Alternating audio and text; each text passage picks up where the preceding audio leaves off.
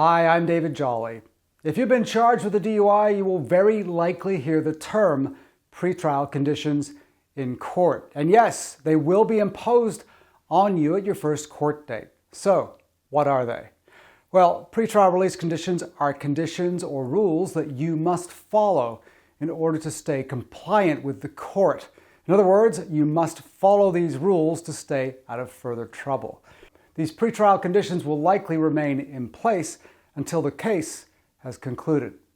The first set of conditions that apply to almost every DUI defendant is what's called or referred to as standard DUI conditions. These include abstinence from alcohol and all non-prescribed drugs, appearing at all court dates, no violations of law, and not going to bars or taverns. With very few exceptions, you can expect such a condition or conditions will be imposed in your Whatcom County or Skagit County matter. Other pretrial conditions may include pretrial probation. This is when you immediately report to probation and are monitored by probation during the pendency of your case. There is a cost, and it's $150 in total. Ignition interlock device.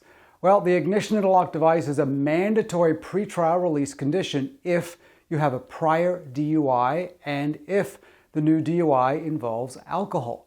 However, there are first-time DUI defendants who may be required to install one too. This may apply if the BAC is very high, for example, over 0.20.